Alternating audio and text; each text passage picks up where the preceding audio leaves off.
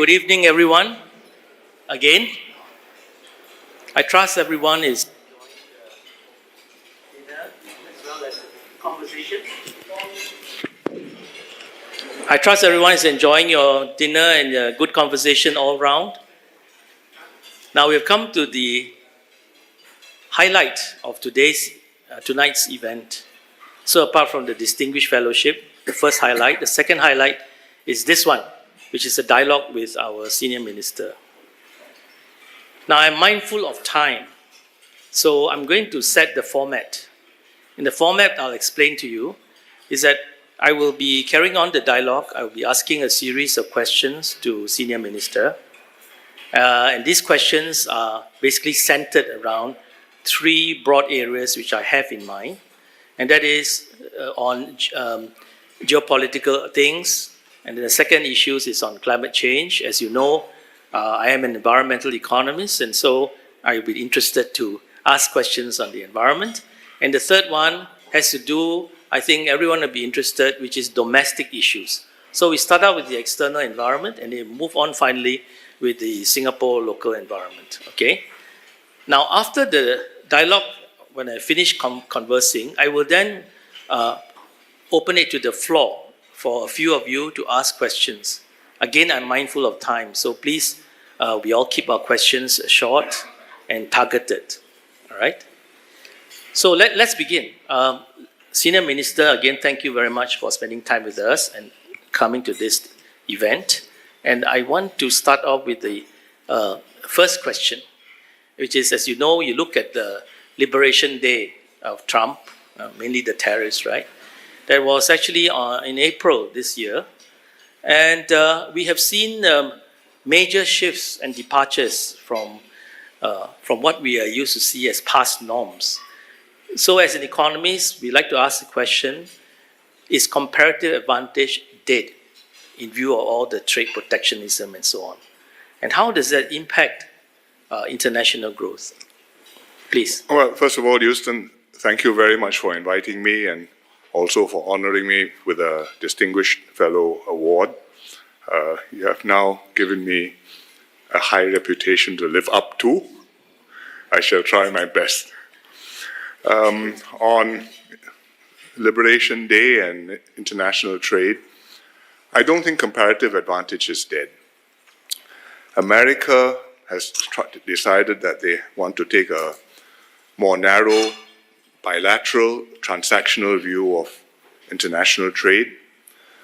Other countries still have a framework of the WTO, imperfect in many ways, but enabling quite extensive and quite free trade amongst them. And I think many countries want to preserve as much of that as possible. We will have to see whether that's possible, because when you have one of the biggest economies in the world taking a radically different approach and really not just withdrawing from, but expressing its disapproval of the WTO system, that will have repercussions, and we will have to see how the eventual situation shakes out. But one thing I have learned in government is that you can fail to follow an economic principle, but you cannot repeal an economic law. Whether you follow it or not, the economic law exists. That's just the way the world works. That's just the way human societies work. And if you don't follow it, well, you may have your reasons, and you want to override it and do something different. But market forces, incentives for people to act in certain ways in their own interest, for countries to act in their own interest, are very powerful and very difficult to just chop off. You close here, it pops up somewhere else. You close there, it pops up somewhere else again. You think you've achieved an objective, something else happens and you're chasing your tail.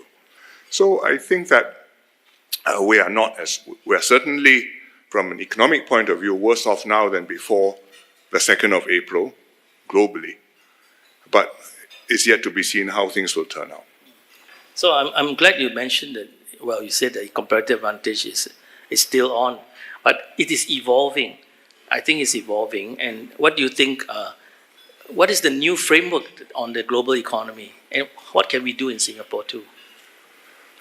I suppose the best framework is the world temporarily -1. Meaning the framework mostly remains. America, it still has to do business with the world. You still need rare earths. You still need all sorts of things from the other countries. But, well, for the time being, you wish the rules were different and you're trying your best to change it. Temporarily, meaning maybe at some point they can come back and participate again in a more open and constructive way. But that's the best possible scenario. It may or may not happen. Meanwhile, what can countries do? Well, you can make friends with like-minded partners within a region like ASEAN, within a broader area like the Regional Economic, RCEP, Regional Comprehensive Economic Partnership, or with economies which complement each other and have a broader range like the CPTPP. And I think we can also work together on the WTO framework, like-minded countries, how to make the WTO work without being paralyzed by consensus gridlock, which has been one of the big problems, whether or not the Americans are part of the party. And to be able to participate and have enough of a consensus of countries to say we move ahead. Not everybody is along, and some countries are not comfortable. Well, that's all right. The rest of us, let's move ahead. And we've got some progress on that in a few modest areas, and I hope that more of that can be done. We should try and make the multilateral framework less bad rather than write it off. I think however much we like economic principles to apply and how much we worship economics actually, but we are limited by geopolitical constraints, as always. So these are a reminder to us that that we have to work within the political constraints as well, not just focusing on economic efficiency. But this suggests that we need a lot of diversification, all right, in terms of diversifying out of our reliance to the usual sources like for the US and so on. There are lots of markets which are unexplored at this point in time, and I think this gives us an opportunity to look at all these markets. We should do that. You should diversify within the region. You should diversify to fresh markets. Latin America, we have talked about, hasn't gone very far with us yet. The African continent is a very diverse continent. It's 50 plus countries, but some of them are promising. And we should explore all these new opportunities. Precisely.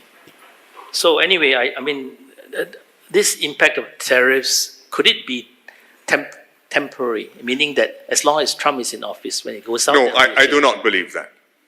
I do not believe that. It will not remain like this, but it will not go back to the status quo ante.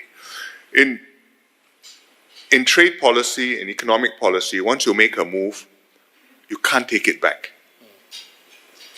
There are consequences. When you first put in the tariffs, everybody complains. The people who need steel say, why is the steel so expensive?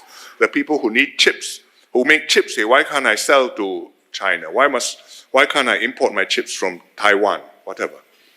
But once you have put in the tariffs, and once new players come who depend on the tariffs and need the tariff protection, and you say, I'm taking the tariffs away, we're going back to where we were, it's politically not possible. And all politically not possible because the businesses with vested interests will complain.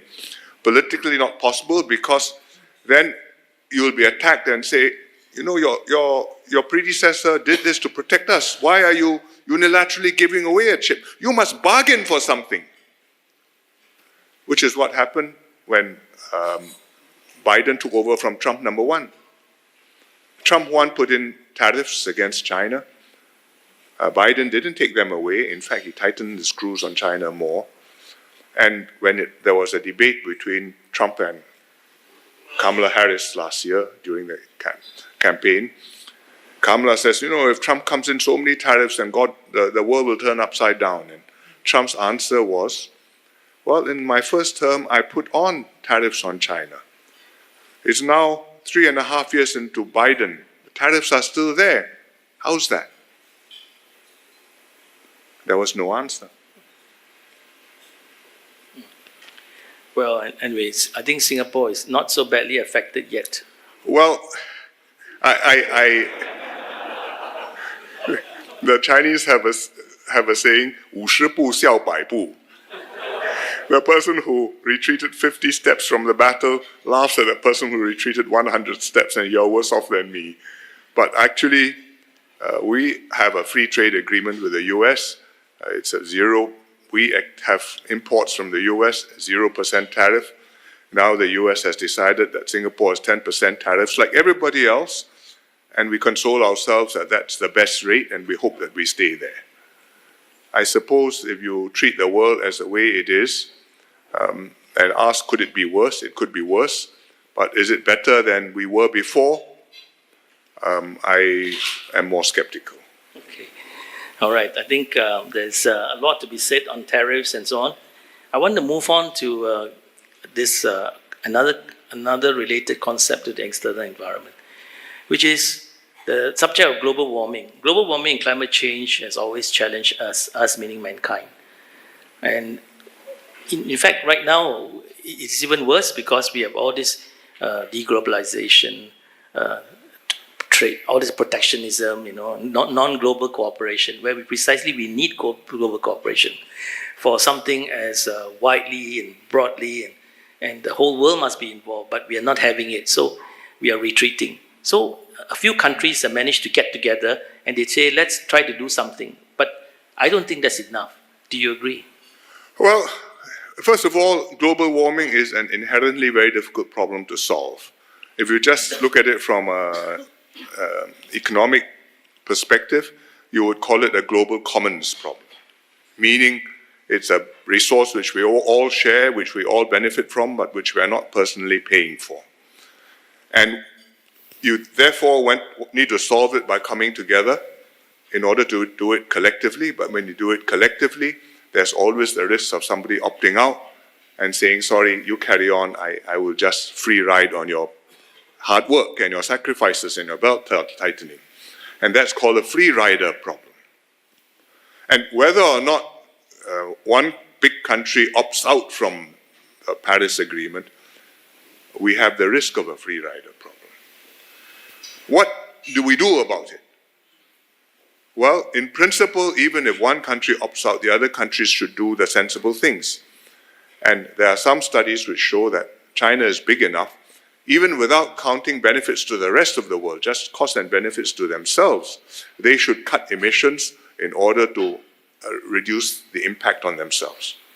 What more if it is possible for China, maybe India, maybe EU, maybe Brazil? This is a dream package. But in principle, what more if other countries can come together, like-minded, agree amongst themselves on rules which will reduce their emissions, whether they do a carbon tax or whatever rule, and then have some mechanism to deal with free riders, such as border adjustment tariffs, I think they call it. So that amongst ourselves, we abide by rules. If you're selling into me and you didn't cost your carbon when you want to come into my market, I will tax you. And that way, hopefully, you reduce a free rider problem and you can get a bit further. So economically, you can get maybe 3/4 of a solution. But politically, it's very hard because then the other countries will say, look at that fellow, he is free riding on us and I can't quite levy enough price on him.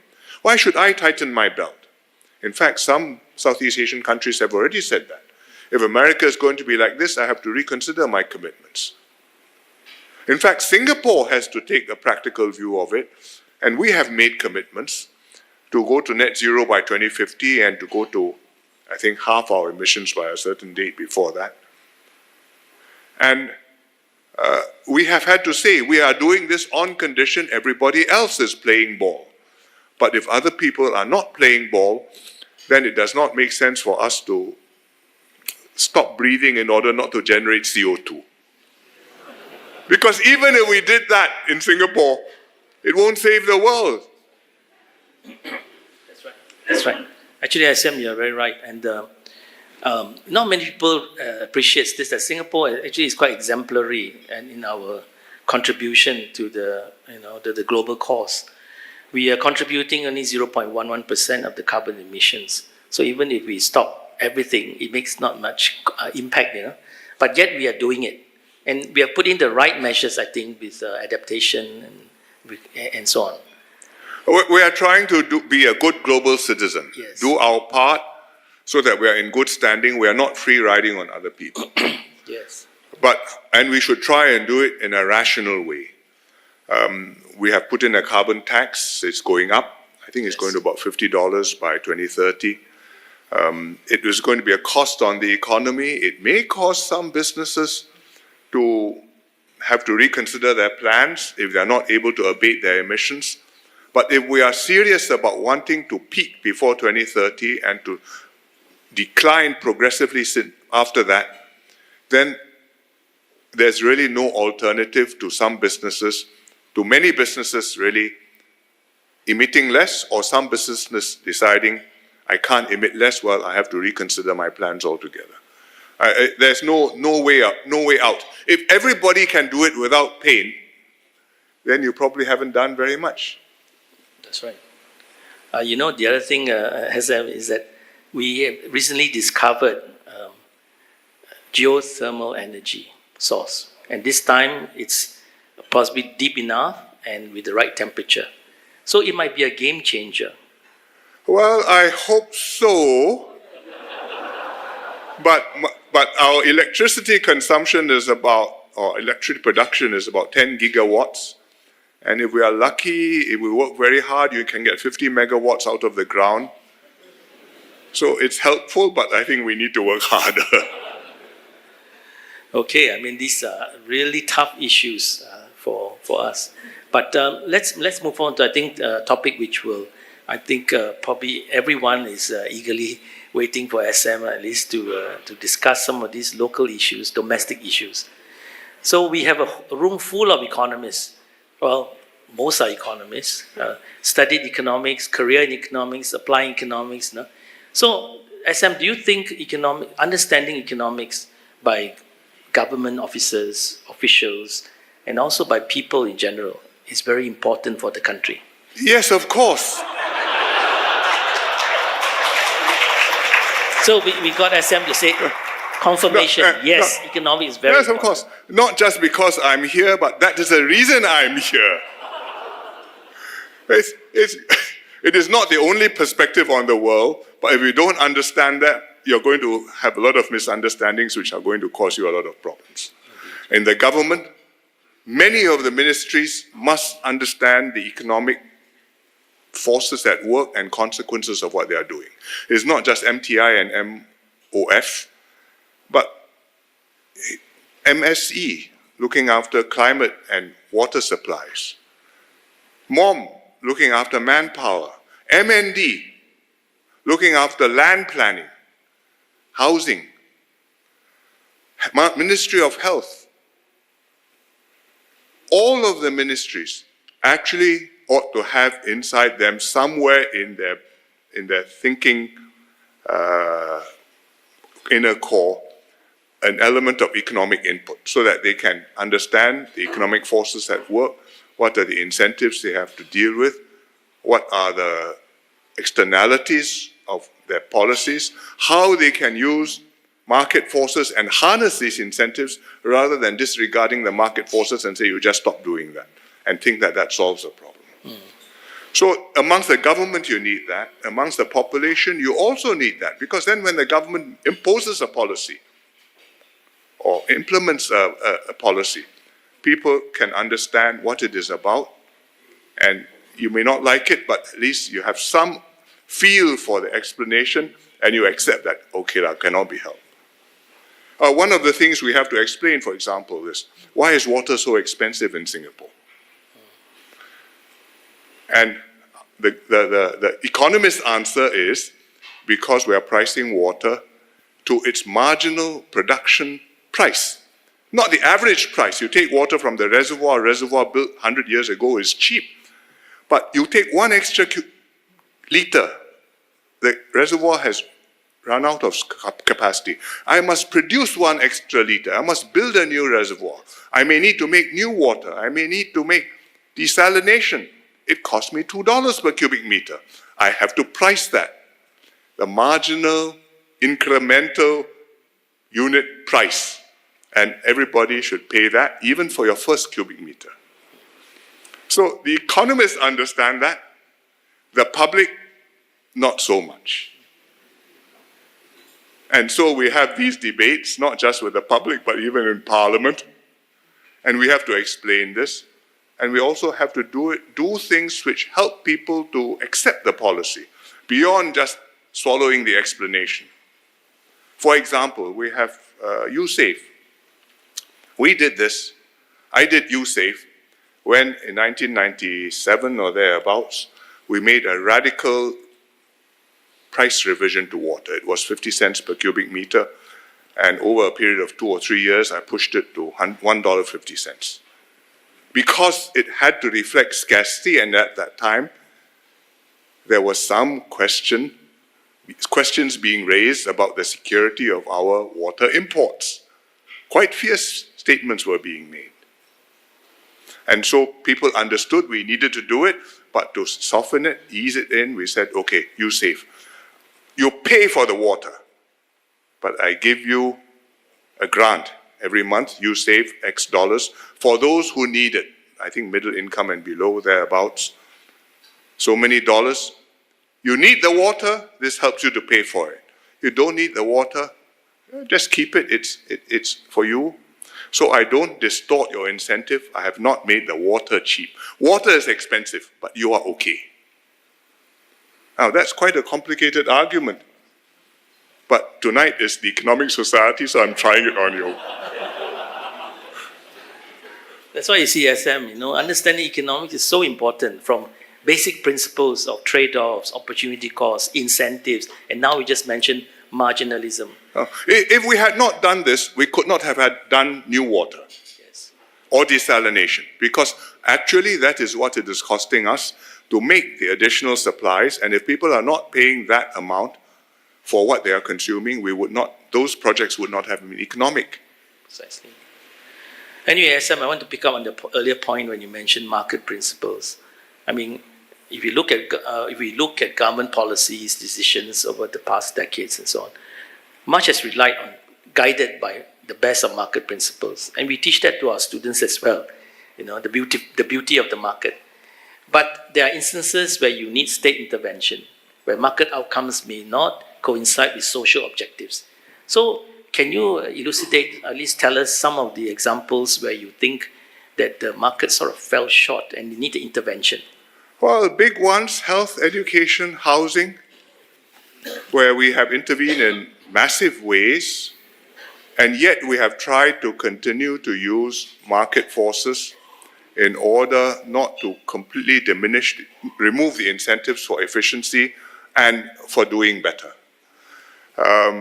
Healthcare, for example, if you just leave it, if you have a state system like a National Health Service, you run into very serious difficulties. The British spend a lot of money on national health, and they are not very happy with the results. If you leave it completely to the private sector, which nobody quite does, but the Americans do it quite a lot, the market doesn't work very well. Health economics is a massive subject, and normal markets fail in so many ways that you end up paying a lot of money and not getting good health care. So somewhere, not just in between the two, somehow you have to structure a system with enough state intervention to prevent the private sector from running off on its own, and yet enough costing and pricing in order to encourage efficient running of our hospitals and clinics, and at the same time, the users, the patients, the population, not overusing the healthcare because it's free at point of use. And I think that we have a balance which works not badly now, although this is a continuing challenge because healthcare costs, technology and costs keep on moving year by year. And from time to time, we have problems, for example, with our IP plans right now, which is, to a very large extent, free at point of use, and that is causing market failure. So it's not that insurance companies are profiteering at you, it's that you make a system, the costs get out of control, you raise the prices, costs rise further, everybody is unhappy. And taking it away also makes people not so happy because they've already paid and I may get sick tomorrow.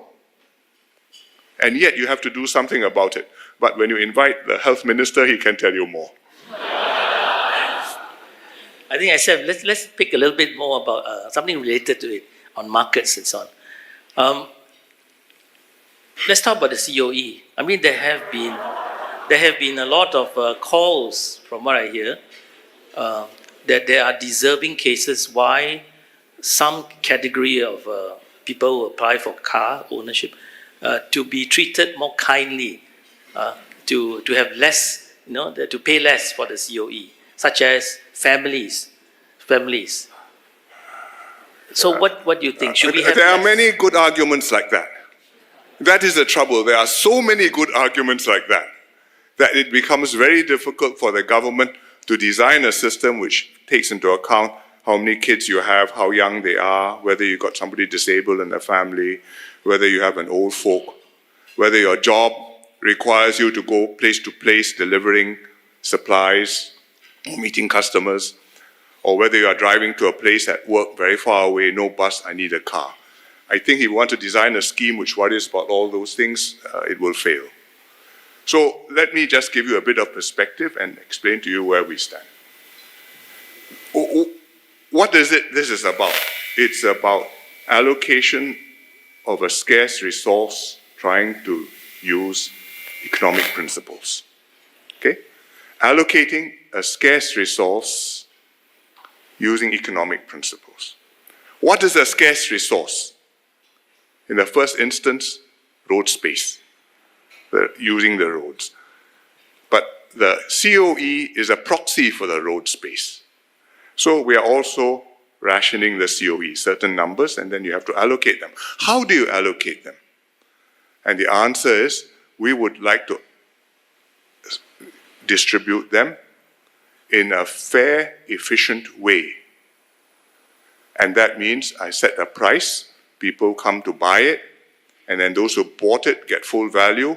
Those who didn't buy it don't feel that they missed out on a windfall. What does that mean? I must price it fair market value. Fair market value. Which is also, economists will say, the market clearing price.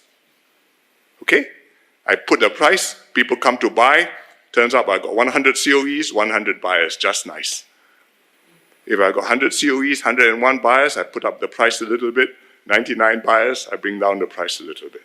How do I do that? Well, I need a price discovery mechanism. Now, those of you in the finance business will know what is price discovery. When companies issue shares or bonds, you go around, you make the market, you make an estimate, well, that's where the market roughly is. What is our price discovery mechanism? It is the COE tender system. And every 2 weeks you can read it, just like you read the 4D results in the newspapers every weekend. Sometimes it goes up, sometimes it goes down. When it goes up a bit more than people would like to see, you get many requests to say, how about we change the system and make it not go up so much?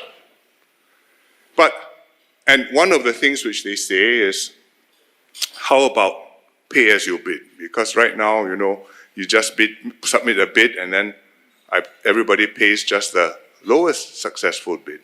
So maybe people are being reckless.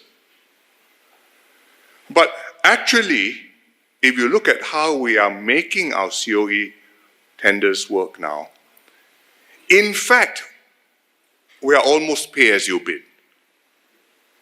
Why do I say that?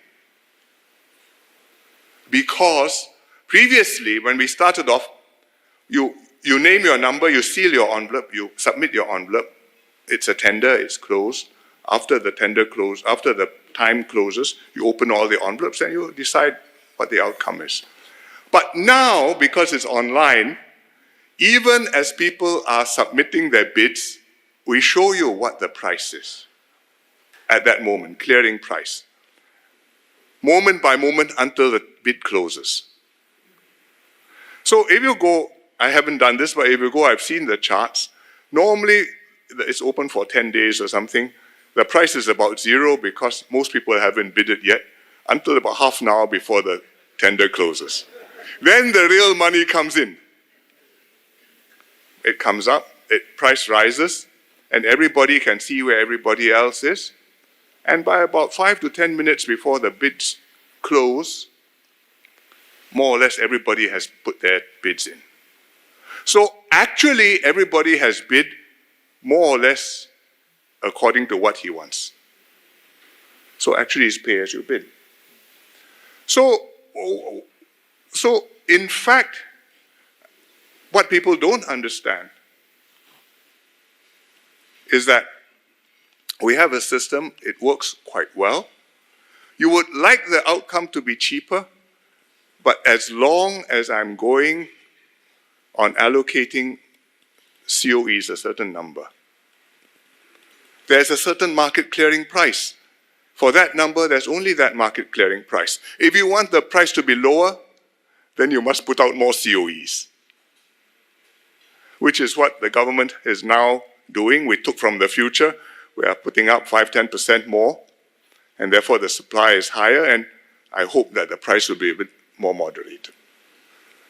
But there's really no easy way to make something which is valuable be distributed fairly and at the same time very cheap.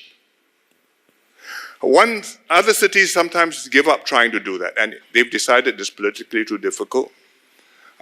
They practically say, I've set a nominal price, anybody can apply. And it becomes a raffle, meaning we all apply, no harm, I may win, in which case I get something. Beijing used to do that for some time. But I don't think that's a right solution for Singapore. I think to add on to that is that the appeal to get lower COEs for special categories. So where does it stop? Because there's so many categories that you can think of. Well, I think there are two more direct answers to that. One, I can guarantee every Singaporean affordable, convenient transportation. Yes. I cannot guarantee every Singaporean affordable car. It's different from houses. Okay, HDB houses, every Singaporean can get one. Maybe 3-room, maybe 5-room, maybe 2-room. But every Singaporean household can get one. But cars, no. Transportation, yes.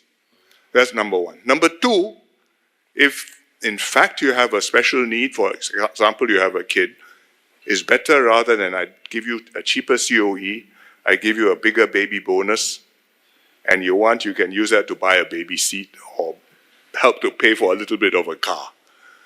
And directly help the group you need to help in cash, rather than make complicated schemes, which then end up with all kinds of contradictions and wrong incentives.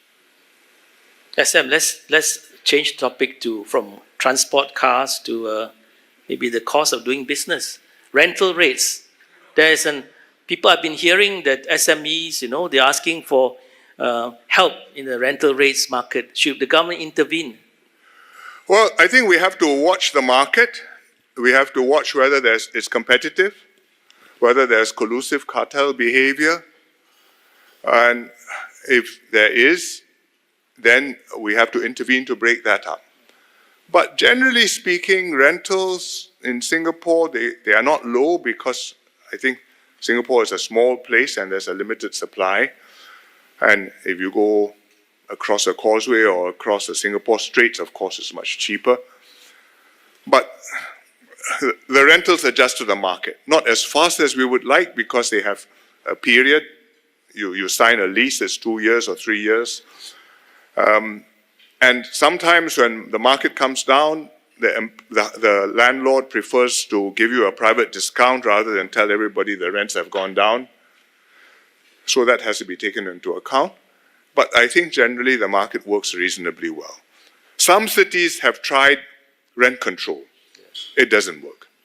The result is even fewer units, even fewer landlords, maintenance goes down, everybody is affected. Who benefits? The person who happens to be there when the rent control was put in place for some time.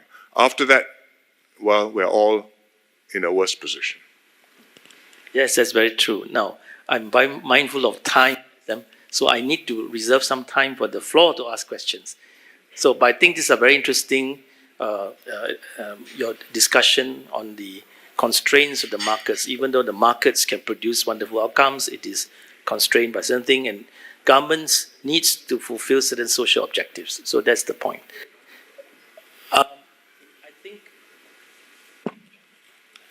I think we just have enough time for a few questions.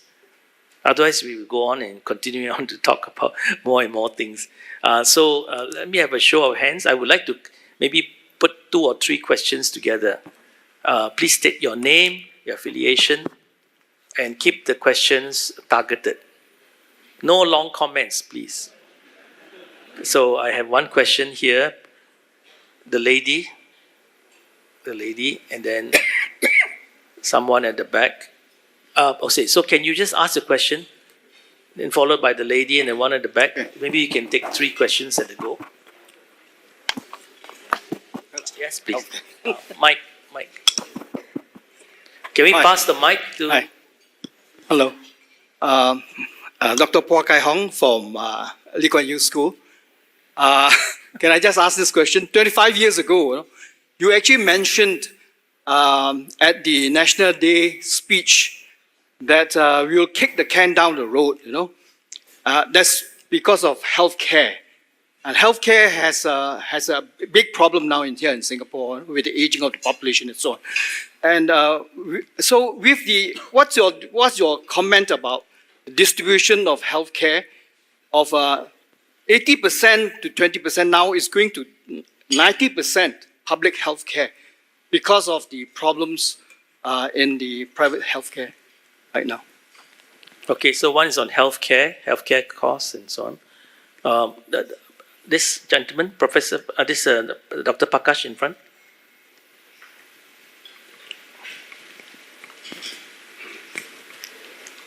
Sure.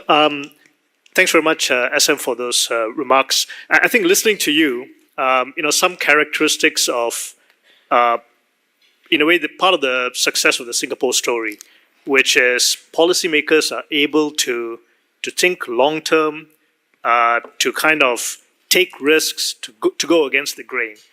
The question I have is, what are the risks that you see of these traits changing? That we become a little bit more short term, a little bit more risk averse, moving away from marginal pricing to average pricing. What are the risks of that scenario playing out, and how can we ensure that doesn't happen? Thank you. So the question, one on health, one on risk, changing risk. The lady. Yeah, the one you're raising your hand now. This lady, yes. The mic. Please state your affiliation. Hi, my name is Violetta from GIC. Thank you, Senior Minister. I would like to ask about generative AI. I was wondering what are your thoughts on what the key skills are for the future generations of Singaporeans in the light of this transformative technology in order to kind of stay competitive and resilient in the many decades to come. Thank you. Do you want to take 3 or 1? Yeah, I'll take them. Okay, so SM will answer all the 3. Okay, first question on healthcare. I don't remember saying that we should kick any cans down the road. Or maybe I misheard you. But if we kick cans down the road, usually we meet them later on and they become more difficult to handle. And in Singapore, we don't like to do that, because in Singapore, it's quite likely that the person meeting the can down the road will be the same as the person who did the kicking some time ago. And So that's one of the reasons why we raised the GST rate over the last couple of years from 7 to 9%, so as to address healthcare costs rising up. The public-private share of healthcare, whether it should be 80-20, 90-10, you can argue where it needs to be, but I think there's a role for private healthcare in Singapore. And as the minister has said, you also would like to have different models of private healthcare, and we would like to see if we can help to make that happen. That's a kind of influencing the market without intervening, but we will see if we can find some way to help to make that happen. Prakash asked about the risk of leaders becoming short-term and not taking the economic rational approach and just looking for short-term political dividends. That, honestly, is always there.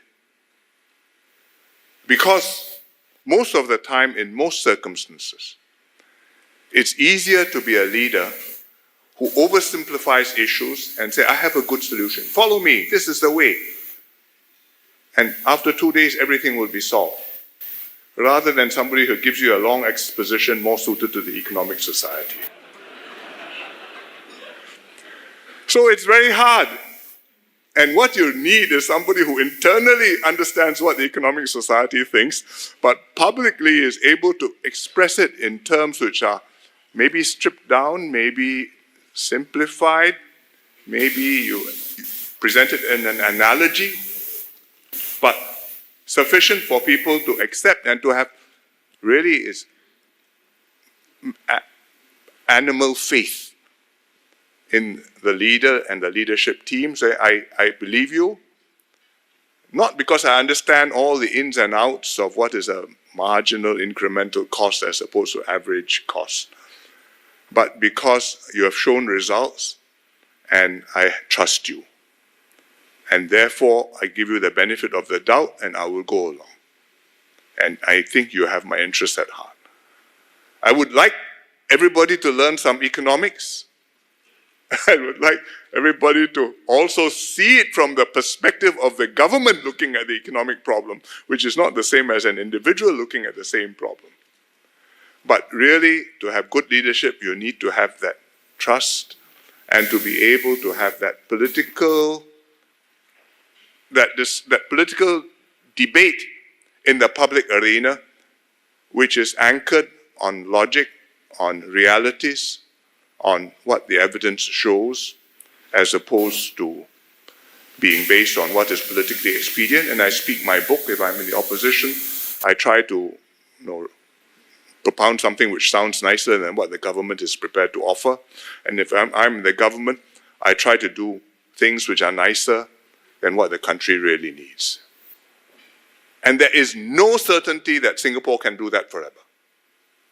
So we just have to know that and therefore conclude, let's try our best to make it last as long as we can. Third, what are the generative AI skills needed? I do not know for sure. The technology is moving very fast.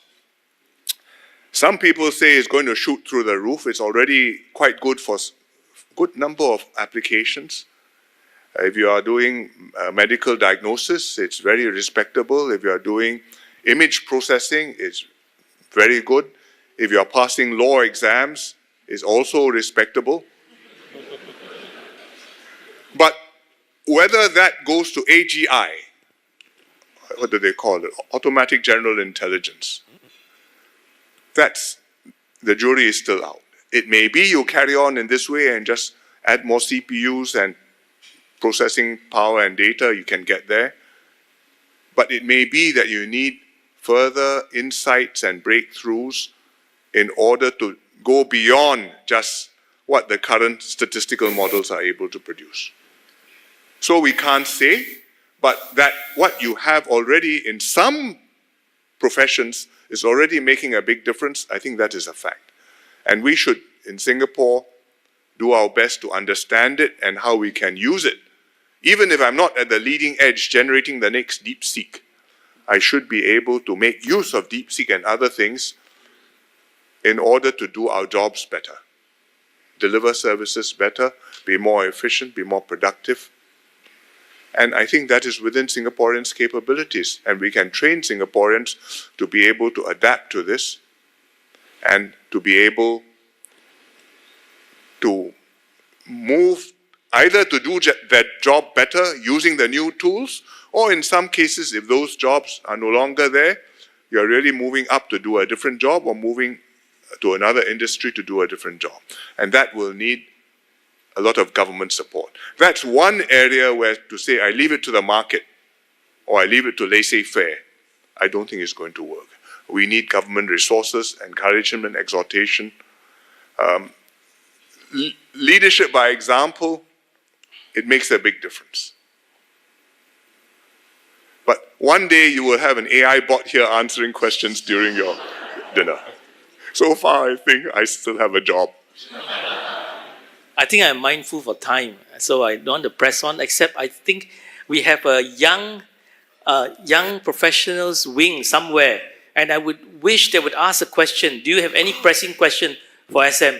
Somebody right at the end. Where's the young professionals? Raise your hand. Yeah, right at the end. Oh, okay, that's right. Do you have a question? Yeah, but we can't hear him. He's going to use the mic. Is your mic working? You just change the mic then.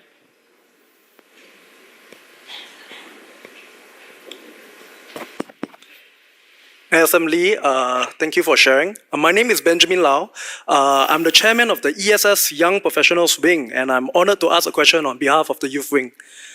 So for many young Singaporeans today, the definition of success is shifting, When I grew up, I've been hearing about earning money, home ownership, and climbing the career ladder.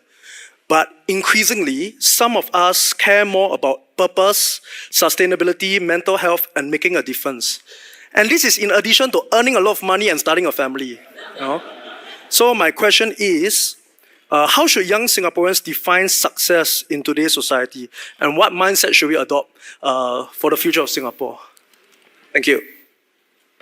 I think it's for the young Singaporeans to define what they would like success to mean. If you're born with all the advantages which your parents' generation didn't have. I mean, if you're 35 years old, 35 years ago was, well, the internet existed, but social media didn't. AI certainly had not made the breakthroughs yet. And it was a completely different world. The cadence was different. In 35 years, our standard of living has gone up in Singapore, probably, I would say, 50, 70%, or at least 50%. Your opportunities for education have gone up from maybe 30% of people going to university, now nearly half the cohort going to university. They come out, there are jobs available for them. And the world's their oyster. You have a Singapore degree from an AU, you can go anywhere in the world and find work. We are in Silicon Valley, we are all over China. You go to deepest Africa, you'll find Singaporeans there. In Rwanda, there's one young lady who's running an advanced chicken farm. Doing very well. So, what do you want to make of your life? For yourself, for your family, for your country, for your fellow human beings. There are so many things you can do. Don't lie flat. It is such a waste that your parents will be disappointed in you is neither here nor there. You ought to be, if you lie flat, after a while, I hope you're ashamed of yourself. But we did all this for you. Make use of it. And show us that actually you're better than us. Thank you.